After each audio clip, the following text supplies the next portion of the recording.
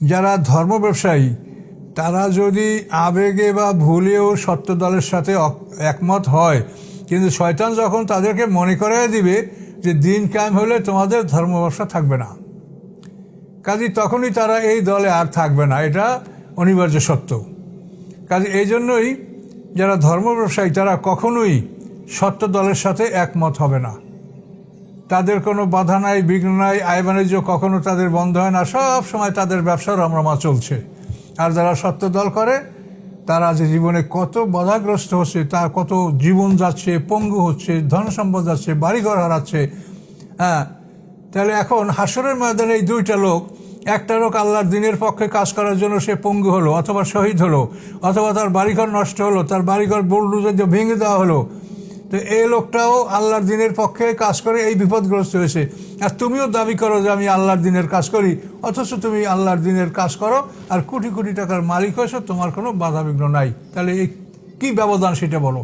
এটি হাসরের ময়দানে আল্লাহর কাছে এই প্রশ্ন হবে, 50,000 বছরের সমান দিনে বিচার হবে, তখন এই সমস্ত বিষয়গুলি আসবে।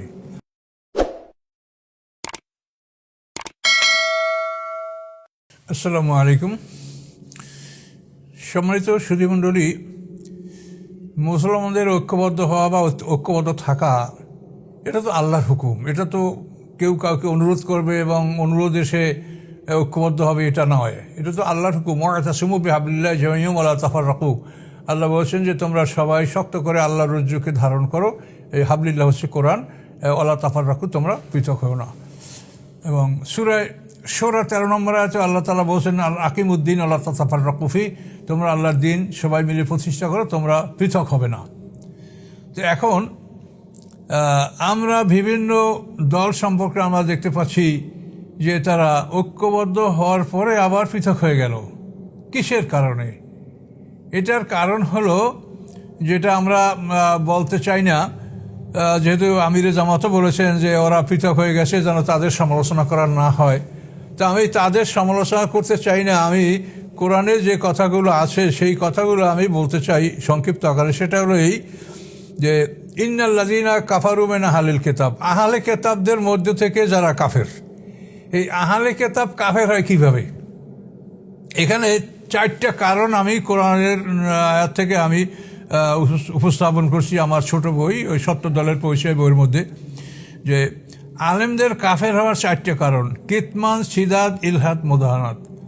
কিতমান হলো ইন্নাল্লাযীনা ইয়াকতুমুনা আনজালনা মিনাল বায়্যিনাত, আল্লাহ তাআলা যে স্পষ্ট আয়াতগুলি নাজিল করেছেন এগুলিকে যারা লুকায়, এগুলি যারা স্পষ্টভাবে প্রকাশ করে না, এই অপরাধ যদি কোনো আলেমের মধ্যে থাকে যে সে আল্লাহর কালামকে লুকায়, তাহলে এটা কিতমান, এটা কুফরি পর্যায়ের গুনাহ হবে।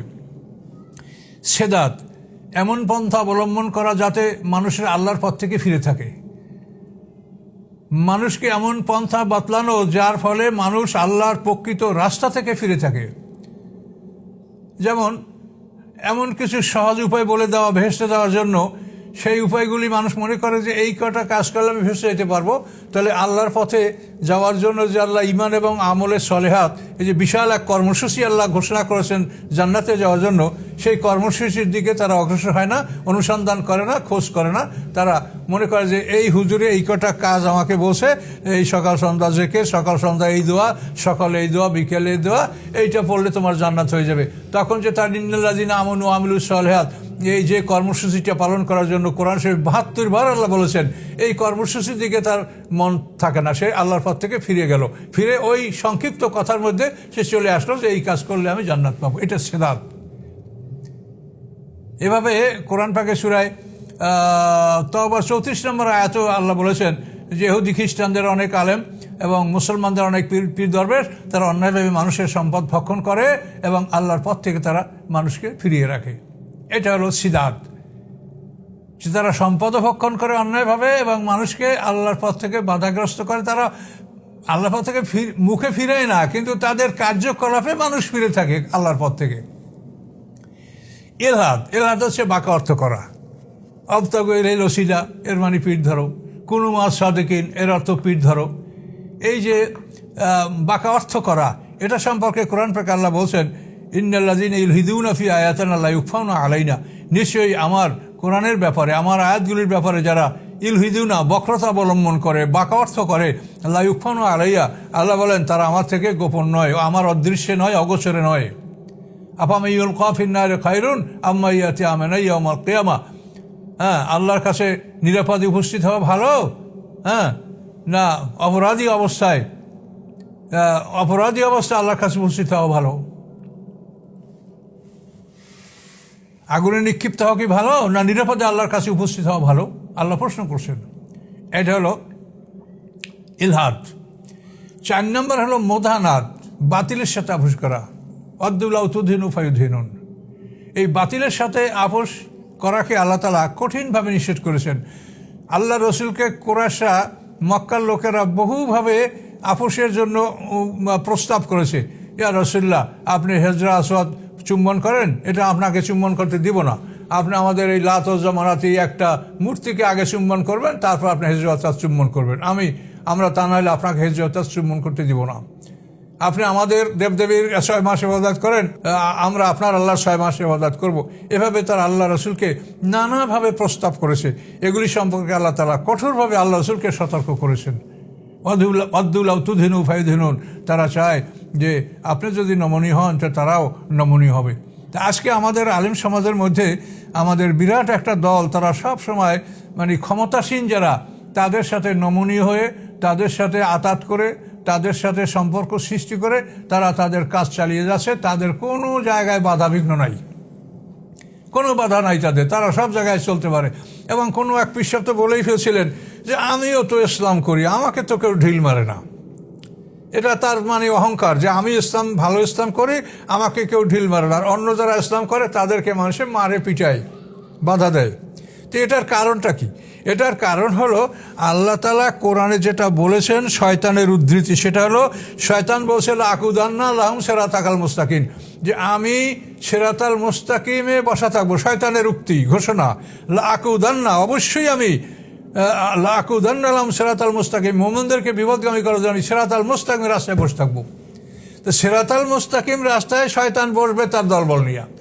আর আমরা যারা মোমেন, আমাদের দায়িত্ব হলো যে আমরা এই রাস্তা ত্যাগ করব না। এই সিরাতাল মুস্তাকিম রাস্তার মাধ্যমেই এই রাস্তা অতিক্রম করে আমরা জান্নাতের দিকে অগ্রসর হব। এটাই জান্নাতে যাওয়ার রাস্তা। ওয়ান্না হাযা সিরাতি মুস্তাকিমান ফাত্তাবিউহু ওয়ালা তাত্তাবিউস সুবুলা। আল্লাহ বলেন আমার এই একমাত্র রাস্তা সিরাতাল মুস্তাকিম, এই রাস্তার অনুসরণ করো, অন্য রাস্তাগুলির মধ্যে তোমরা প্রবেশ করো না। কাজে আমরা মোমেন যারা, তারা সিরাতাল মুস্তাকিম রাস্তা দিয়ে অগ্রসর হব। আর শয়তানের চ্যালেঞ্জ যে আমি শয়তানের মানে সিরাতাল মুস্তাকিম রাস্তাটাকে আমি অবরুদ্ধ করব। এখন দেখেন যে সম্পূর্ণ কোরআনের কথা। শয়তান বলে আমি সিরাতাল মুস্তাকিম রাস্তাকে বন্ধ করব, আর মোমেনরা বলে যে আমরা এই রাস্তা দিয়ে যাব। এখন যারা মোমেন, তারা যারা সিরাতাল মুস্তাকিমের রাস্তা ত্যাগ করে না, তাদের সাথে শয়তানের সাথে অবশ্যই সংঘর্ষ হবে। তাহলে যাদের সাথে শয়তানের সাথে সংঘর্ষ হয় না, তারা বাস্তবে তারা সিরাতাল মুস্তাকিমের রাস্তা নাই, তারা ডান বামের বাইপাস দিয়ে তারা চলে যাচ্ছে। তারা মানে সিরাতাল মুস্তাকিমও নাই, আর শয়তানের সাথে তাদের সংঘর্ষও হয় না। এই জন্য তারা ইসলাম করে আর তাদেরকে কেউ ঢিল মারে না। কি বুঝতে পারছেন ভাইরা? কাজে এই জন্য ইসলাম করে তাদেরকে কেউ ঢিল মারে না। যখনই যে সরকার হয়, কোনো সরকার তাদের জন্য বাধা হয় না, কোনো সরকার তাদের জন্য কষ্টের কারণ হয় না, সবার সাথেই তাদের আতাত। কাজে এটা হলো বাতিলের সাথে আপোষ করা, এবং এটা কুফরি পর্যায়ের গুনাহ। ওয়াদ্দুলাউ তুদহিনু ফায়ুদহিনুন।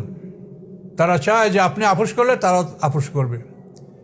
ওয়াইন কাদু লা ইয়াফতিনুকা আনিল্লাযী আওহাইনা ইলাইকা লিতাফতারিয়া আলাইনা গারাহু ইযা লাত্তাখাযুকা খালিলা। আল্লাহ বলেন যে ওরা চায় যে আমি আপনার কাছে যে নাযিল করেছি ওহী, এর ব্যতিক্রম যদি আপনি চলেন তাহলে ওরা আপনাকে বন্ধু হিসেবে গ্রহণ করবে। যদি এটা আপনি করেন তাহলে ইদাল্লাহ জাকনাকা জিফাল হায়াতি ওয়া জিফাল মামাত। আল্লাহ বলেন যদি আপনি তাদের অনুসরণ করেন, তাদের সাথে আপোষ করেন, তাহলে আমি দুনিয়াতে আপনাকে দ্বিগুণ শাস্তি, মৃত্যুতে আপনাকে দ্বিগুণ শাস্তি আপনাকে আমি দেব। এটা আল্লাহ কোরআন পাকে বলেছেন। তাহলে এই বাতিলের সাথে আপোষ করে যারা, তারা আজীবন তারা দল করেছে, তারা তাদের সুবিধা সুযোগ সব কিছু তারা নিয়েছে, কখনোই তারা বিপদগ্রস্ত হয় নাই। এই লোকগুলি হাসরের ময়দানে বিপদগ্রস্ত হবে, তাতে কোনো সন্দেহ নাই। কাজে এই জন্য এই সমস্ত দল, এদেরকে নিয়ে ঐক্য করার পক্ষে আমি প্রথম থেকেই ছিলাম না, যে এদের সাথে ঐক্য করা কোনো প্রয়োজনই নাই। তারা তাদের কাজ করুক, আমরা আমাদের কাজ করি। তার কারণ আমাদের আল্লাহ তাআলা আমাদেরকে বলেছেন যে তুমি তোমার সাধ্য অনুযায়ী কাজ করো, লা ইউকাল্লিফুল্লাহু নাফসান ইল্লা উসআহা। কোনো মানুষকে তার সাধ্যের বাইরে আল্লাহ বোঝা চাপান না। কাজেই আমরা বাতিলের সাথে আপোষ করে আমরা আল্লাহর দিনের পক্ষে কাজ করবো, এটা হতে পারে না। আমি আপনাকে ছোট্ট একটা কথা বলছি। উহুদের যুদ্ধে যখন আল্লাহ রসুল রওনা করেছেন, রওনা করার পরে মানে শুক্রবার দিন আল্লাহ জুমার নামাজের পরে উহুদের যুদ্ধের জন্য আল্লাহ রসুল রওনা করেছেন। তো কিছু দূর যাওয়ার পরে আল্লাহ রসুল এক জায়গায় দেখতে পাচ্ছেন যে একদল লোক যুদ্ধের পোশাক পরে সুসজ্জিত হয়ে রেডি হয়ে আছে। তো আল্লাহ রসুল সাহাবায়ে কেরামদেরকে জিজ্ঞাসা, এরা কারা, এরা কি চায়? তো সাহাবারা বললেন যে এরা ইহুদি, এরা আমাদের সাথে আপনার সাথে ইয়া রাসূলুল্লাহ যুদ্ধে যেতে চায়, এই জন্য তারা প্রস্তুত হয়ে আছে। তখন আল্লাহ রসুল বলেন যে আমি মুশরিকদের বিরুদ্ধে কাফেরদের সাহায্য নিব না। আমি যাদের বিরুদ্ধে যুদ্ধ করতে যাচ্ছি উহুদ প্রান্তরে, তারা হলো মক্কার মুশরিক, আর ইহুদিরা হচ্ছে কাফের। অথচ ইহুদিরা আহলে কিতাব, কিন্তু আল্লাহ রসুল তাদেরকে কাফের বললেন। আল্লাহ রসুল বললেন যে আমি মুশরিকদের বিরুদ্ধে কাফেরদের সহযোগিতা নিব না। এই বলে তাদেরকে ত্যাগ করে আল্লাহ রসুল উহুদ প্রান্তরের দিকে অগ্রসর হলেন এবং শনিবার দিনই উহুদের যুদ্ধটা সংঘটিত হয়েছিল। তো এসব দৃষ্টান্ত থেকে আমরা আল্লাহর কোরআন, রাসূলের জীবন, এই দৃষ্টান্ত থেকে আমরা এগুলো স্পষ্ট আমরা বুঝতে পারছি যে বাতিলের সাথে আপোষ করে কোনোভাবেই কোনো কাজ করা সম্ভব নয়। এটা আল্লাহ পছন্দ করেন না, বরং এটা করলে আমাদের শাস্তি হতে পারে। কাজেই বাতিলের সাথে আপোষ করার কোনো অনুমতি নাই এবং কোনো প্রয়োজনও নাই। এরা বরং ফাসাদ করবে, এরা যদি ভিতরে থাকে এরা ফাসাদ করবে। আল্লাহ রসুল কোরআন পাকে বলেছেন যে মুনাফিকদেরকে আমি বসিয়ে রেখেছি, ওদেরকে যুদ্ধে যেতে দেই নেই, যেহেতু যদি ওরা যায় তার ওরা ফাসাদ ছাড়া কিছুই বেশি করবে না, ওরা ফাসাদ সৃষ্টি করবে, ওরা দুর্যোগ সৃষ্টি করবে, অশান্তি সৃষ্টি করবে। কাজে এই জন্য এই সমস্ত যাদের মধ্যে সম্পূর্ণ দিন নাই, সম্পূর্ণ কোরআনের আমল নাই, যারা শুধু দুনিয়ায় ব্যবসা বাণিজ্য করার কথাই চিন্তা ভাবনা করে, ধর্ম ব্যবসা, কাজে তাদেরকে নিয়ে ঐক্য করা এবং তাদের সাথে একসঙ্গে কাজ করা এটার কোনো প্রয়োজন নাই। তাহলে আমরা বুঝতে পারছি যে যারা দিন কায়েম করে, দিনের জন্য চেষ্টা করে বলে দাবি করে, অথচ তাদেরকে কেউ ঢিল মারে না। তাদের মূল অবস্থাটা হলো যে তারা সিরাতাল মুস্তাকিম রাস্তায় চলাচল করে না। তাদের রাস্তা হলো ওই সিরাতাল মুস্তাকিম, তারা শয়তানকে ছেড়ে দিয়েছে আর নিজেরা ওই বাইপাস দিয়ে অগ্রসর হচ্ছে আর বলছে যে আমরা ইসলাম করছি। এটাই আসলে বাস্তব সত্য। কাজে এই জন্য মোমেনদের কর্তব্য হলো যে সিরাতাল মুস্তাকিম যেন আমরা ত্যাগ না করি। ইন্না হাযা সিরাতি মুস্তাকিমান ফাত্তাবিহু ওয়ালা তাত্তাবিউস সুবুলা, সূরা আনামের মধ্যে সমতে আয়াতটা আছে। আল্লাহ বলেন এই রাস্তা আমার সিরাতাল মুস্তাকিম, তোমরা এই রাস্তায় চলো, এই রাস্তা অনুসরণ করো।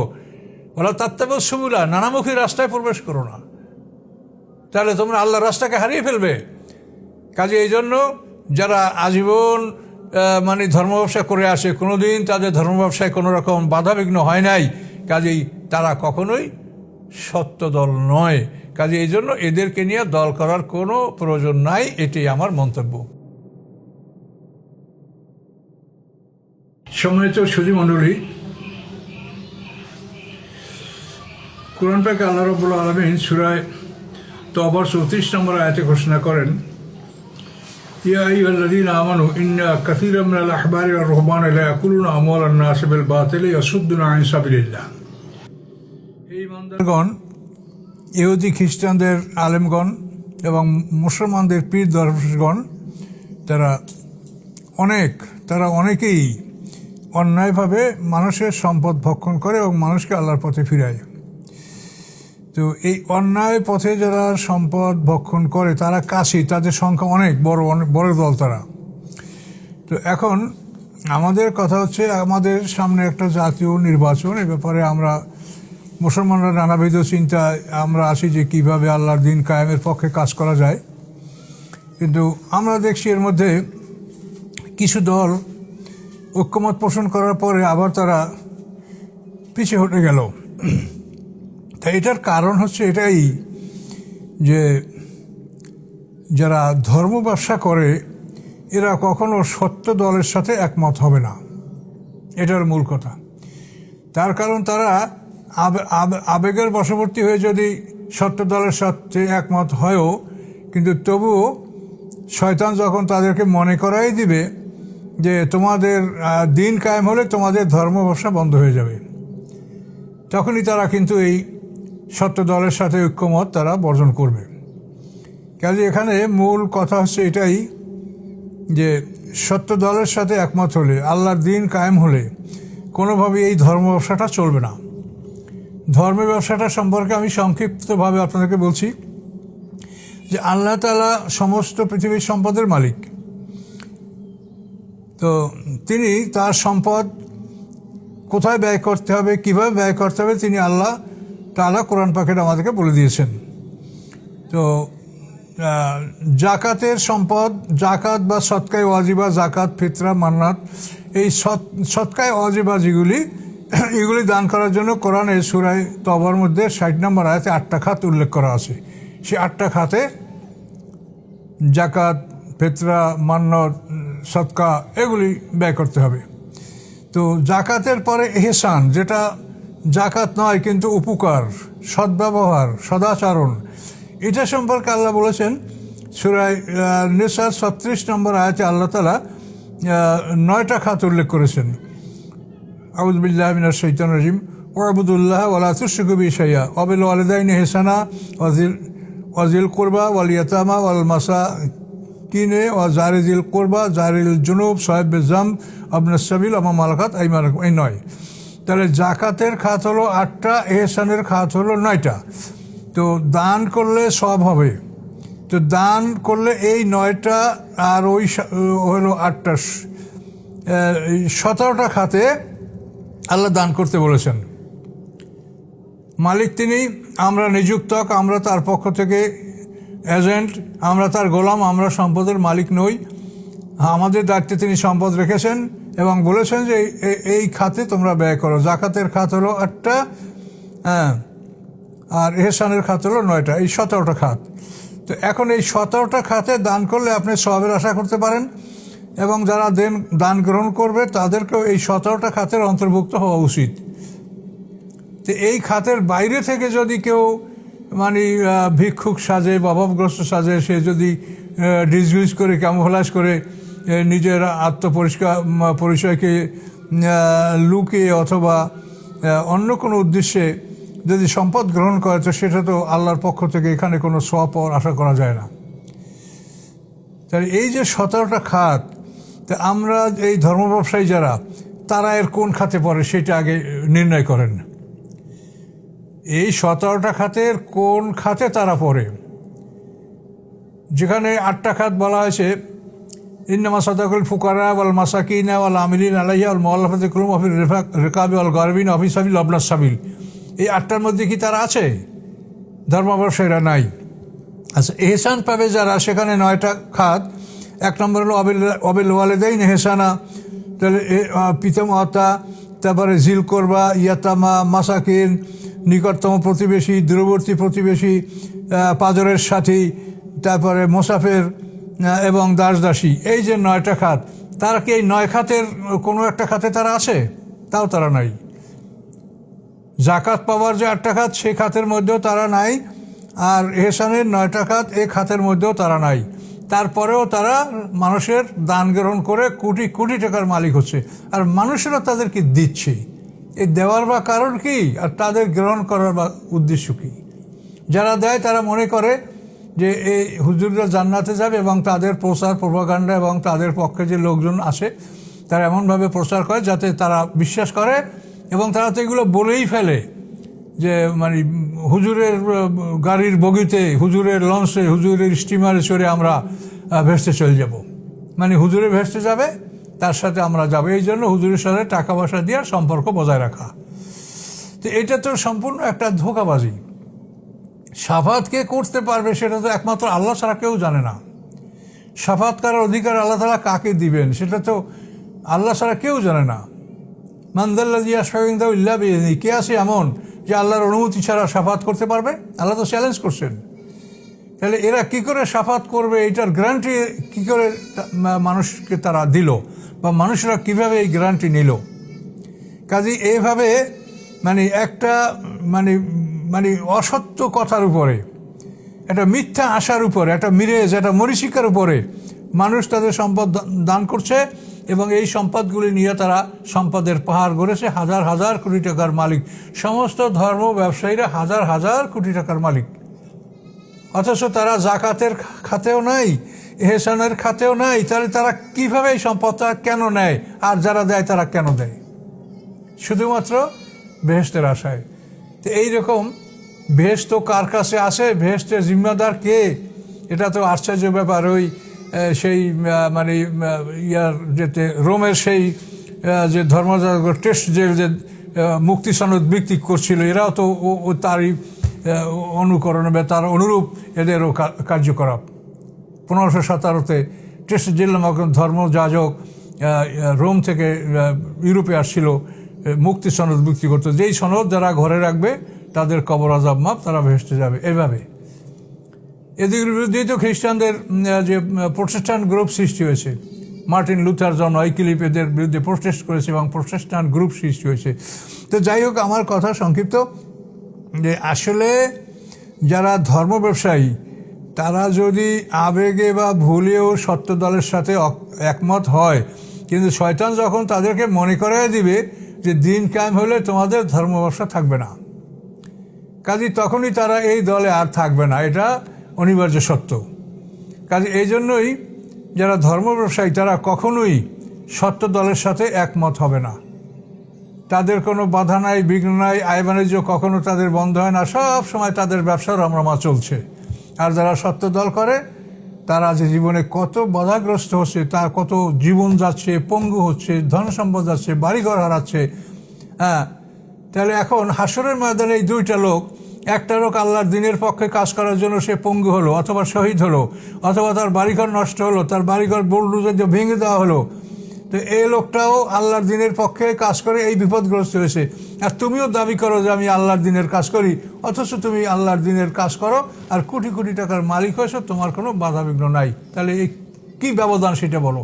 এটি হাসরের ময়দানে আল্লাহর কাছে এই প্রশ্ন হবে। 50,000 বছরের সমান দিনে বিচার হবে, তখন এই সমস্ত বিষয়গুলি আসবে।